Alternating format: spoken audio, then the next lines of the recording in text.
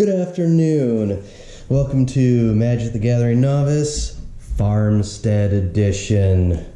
Anyway, I figured that I would do an experiment with the reserve list, and I went out and looked at revised, cards that are super cheap.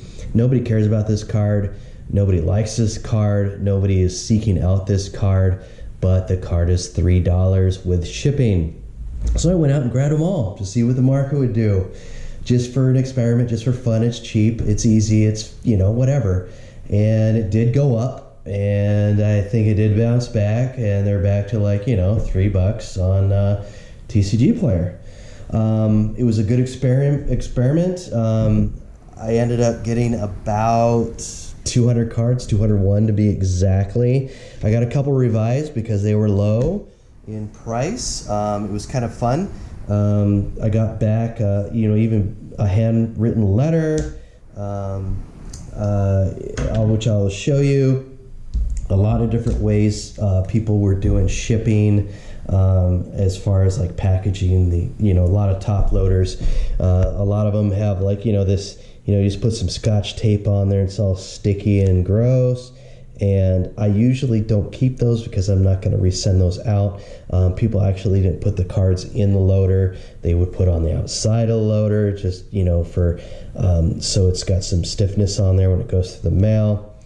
But I ended up with, out of 200 some odd cards, I got a good stack of loaders that were, halfway decent that I could use. The rest of them I just kind of tossed.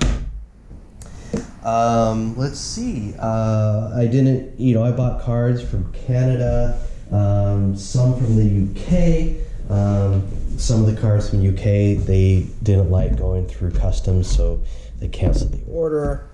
Like I said, if you look at some of the cards here, that's a nice unlimited. I think I even got an unlimited on accident. I ordered revised and they sent in a limited, but that happens. You can kind of actually tell some of the near mints. I don't think that's near mint, but you can see the difference in the white border. You got some really clear white versus the unso white on those. The international and the collector's edition, those were actually cheap in a few instances, so I just grabbed them. But as you can see, I like the card. It's a fun card. I stuck them in a binder. It's just because it was handy. I had this with a big Goodwill purchase I got. I just happened to have it laying around, so I stuck them in there so I can kind of see what's going on and count them easily.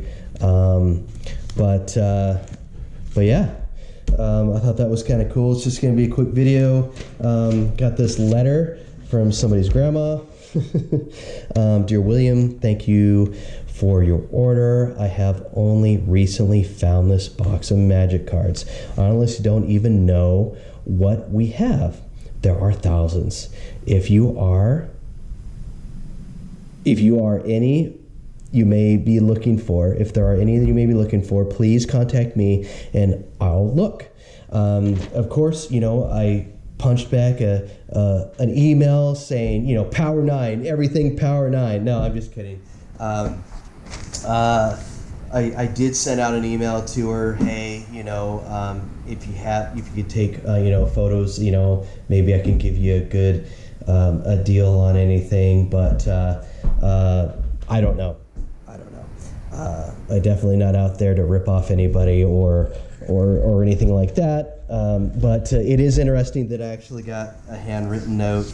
I don't know if it's trolling or whatever, but it's kind of cool.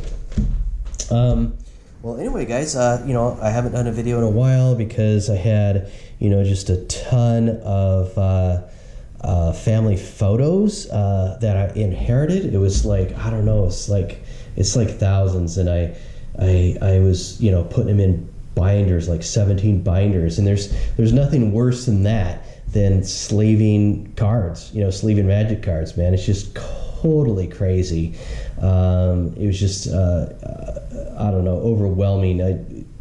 Just being basically just tons and tons of cards, and I figured, hey, I'd get to this when I got to it, and it's really for my buddy Derek. I was going to show you everything. Once this pandemic's over, I don't know if I'm going to do any more of this channel, because it's really just to show him, and when we come over and play cards, I'll just show him then.